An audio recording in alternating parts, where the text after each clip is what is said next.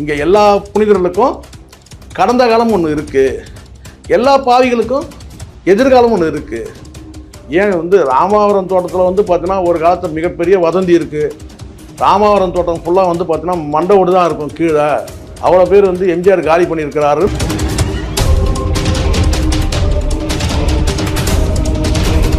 கலைஞர் வெளியில் ஜனநாயகம் பேசினார், ஆனால் குடும்பத்தில் சர்வாதிகாரி. அவர் சொல்கிறது தான் முடிவு.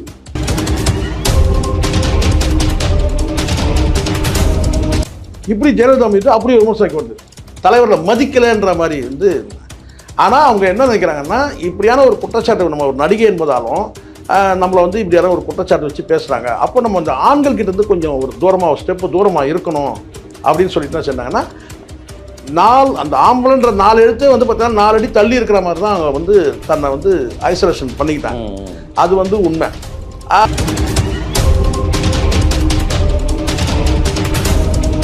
த்ரீஷாவும் விஜயும் இணைந்து பார்த்தீங்கன்னா அந்த வாழ்க்கையை முதல்ல குடும்பத்தில் எதிர்த்தவரே சங்கீதா கிடையாது. நெஞ்சில் கை வச்சு பேசணும் எஸ்ஏசி.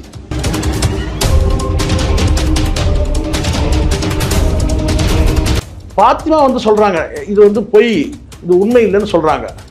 ஆனால் அந்த பாத்திமா பங்கேற்ற பல அதிமுக மேடையில் சில 2ஆம் தர 3ஆம் தர அந்த பேச்சாளர்கள் ஸ்டாலின் குறித்து விமர்சனம் வைக்கும்போது இந்த பாத்திமா அந்த ஸ்டாலின் விவகாரம் பேசும்போது இந்த பாத்திமா அந்த மேடையிலேயே அமைதியாக உட்காந்துட்டாங்க.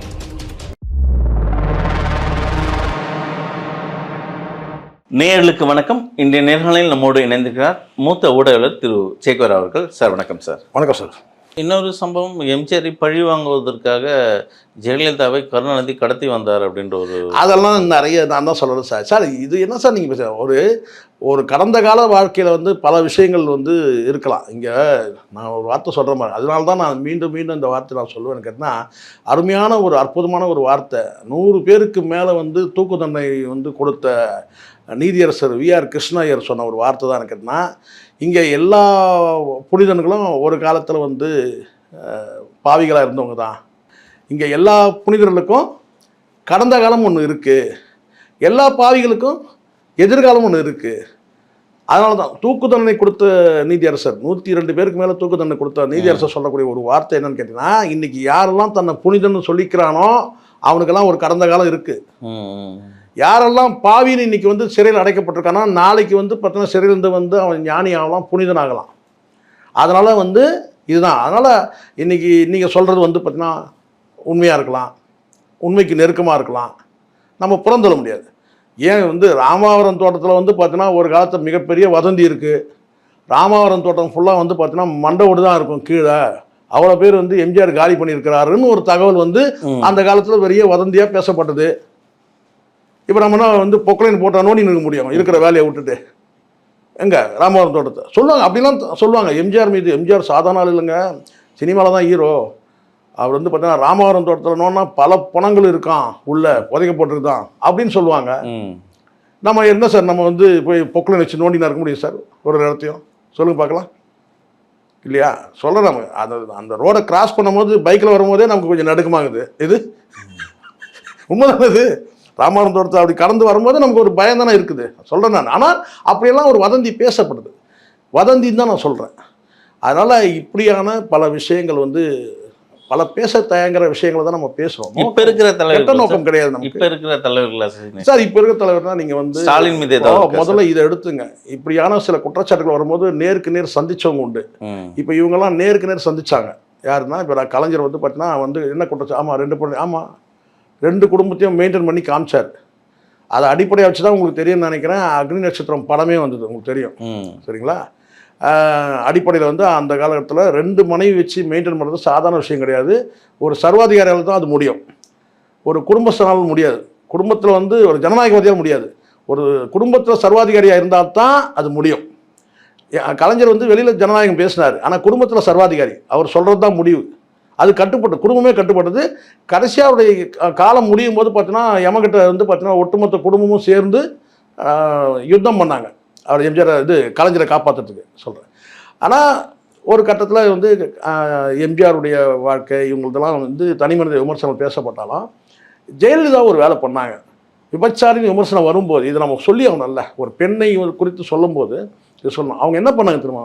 ஜெயலலிதா தன் மீது இப்படி ஒரு குற்றச்சாட்டு வருது, நம்ம ஒரு நடிகை என்பதால் தானே இப்படியெல்லாம் ஒரு குற்றச்சாட்டு நம்ம மேலே வருது, இதெல்லாம் பார்த்துன்னு முழுக்க முழுக்க அவங்க என்ன செஞ்சாங்கன்னா அவங்கள வந்து தனிமைப்படுத்திக்கிட்டாங்க. அரசியலில் இருக்கிறாங்க, பொது வாழ்க்கையில் இருக்கிறாங்க, ஆனாலும் தனிமைப்படுத்திக்கிட்டாங்க. எப்படி தனிமைப்படுத்திங்கன்னா, இந்த ஆம்பளைன்ற அந்த 4 எழுத்து இருக்குல்ல, அந்த 4 எழுத்து என்ன செஞ்சாங்க, 4 அடி தூரத்தில் வச்சாங்க. ஆனால் அதுவும் விமர்சிக்கப்பட்டது.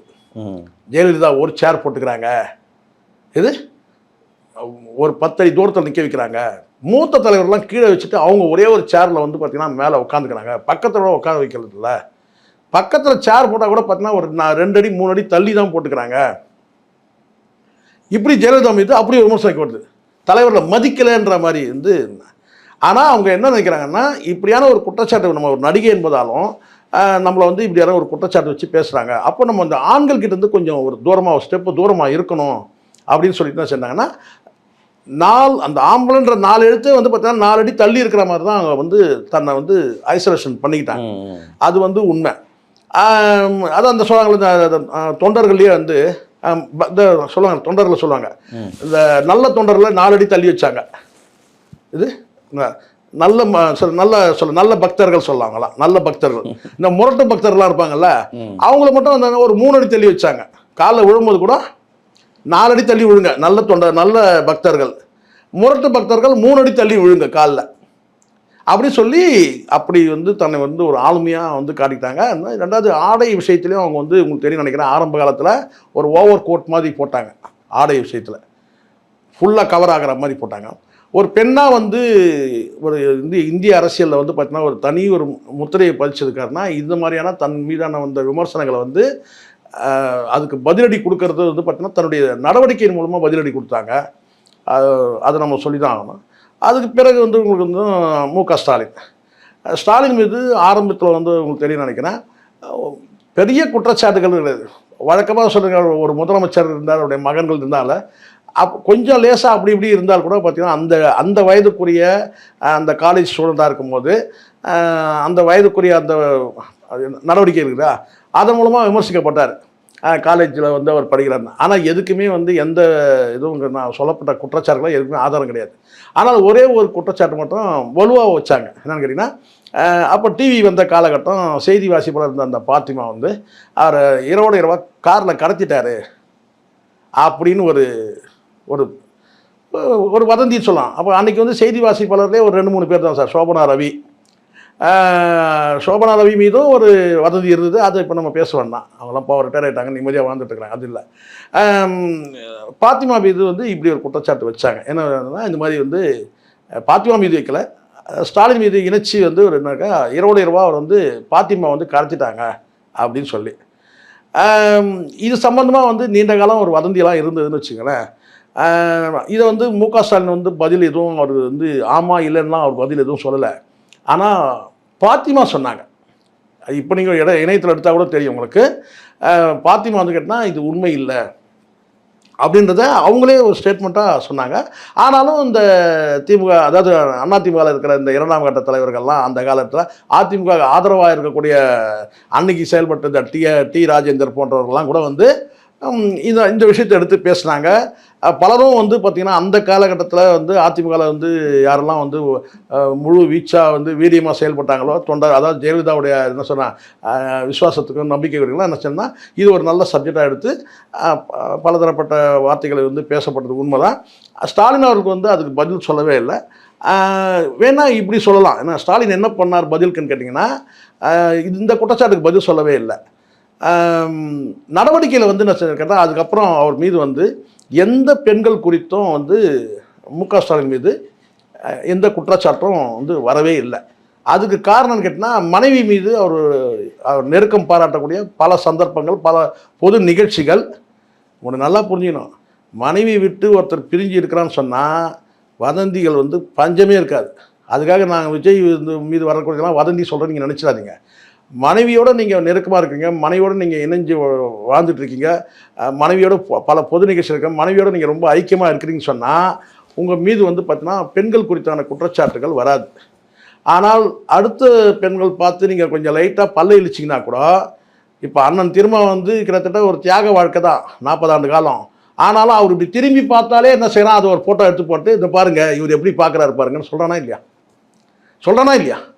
ஆனால் உண்மையிலேயே அவர் எதுக்காக பார்க்குறாருன்னு கேட்டால், ஏதோ நல்லா பேசுகிறாங்களேன்ற அந்த பார்வையில் கூட உட்காந்து இப்படி திரும்பி பார்க்குறாரு. பேசும்போது ஒரு பெண்கள் பேசும்போது அப்படி பார்க்குறாருன்னு வச்சுங்களேன், உடனே அதை கட்டம் கட்டி போடுறான்.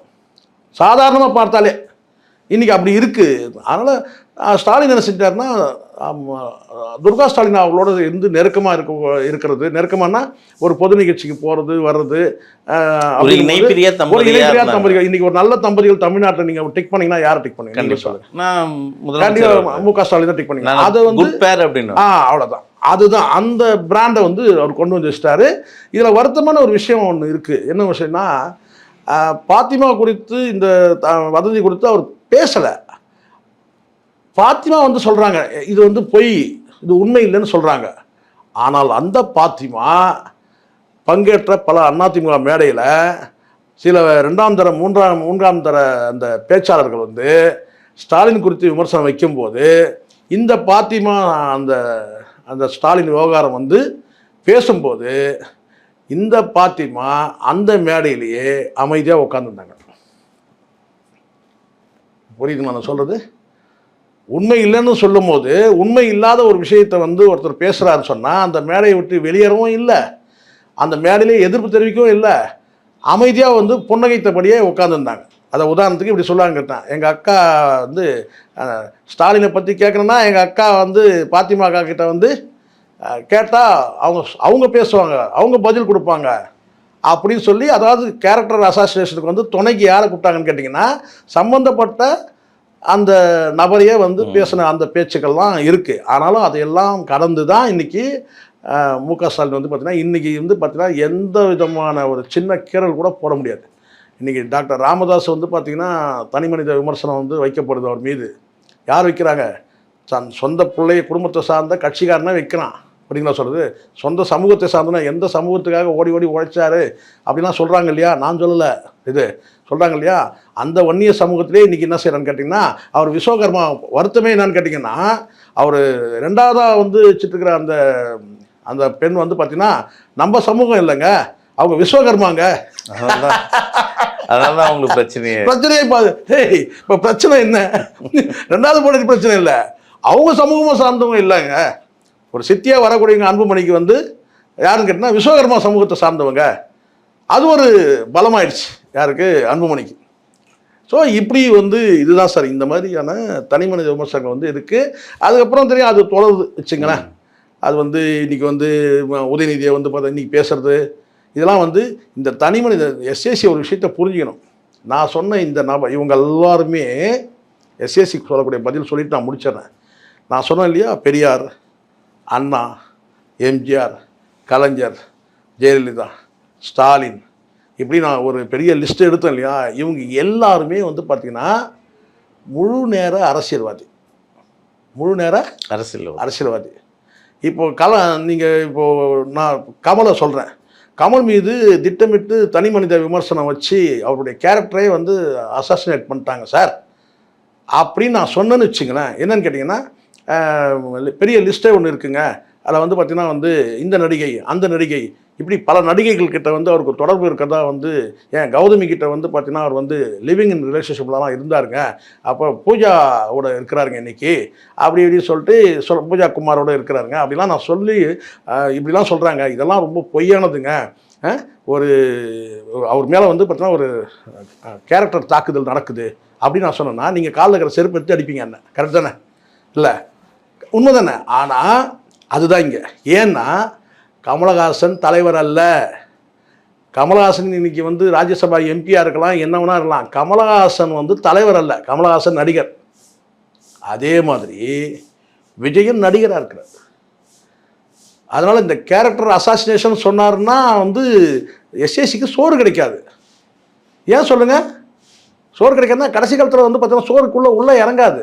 ஏன்னா இந்த த்ரீஷாவும் விஜயும் இணைந்து வந்து பார்த்திங்கன்னா வந்து அந்த வாழ்க்கையை வந்து முதல்ல குடும்பத்தில் எதிர்த்தவரே வந்து சங்கீதா கிடையாது. நெஞ்சில் கை வச்சு பேசணும் எஸ்ஏசி. தன் மகன் வந்து இந்த மாதிரி நடிகைகளோட தொடர்பில் இருக்கிறத வந்து முதல்ல குடும்பத்தில் எதிர்த்தவரே எஸ்ஏசி தான்.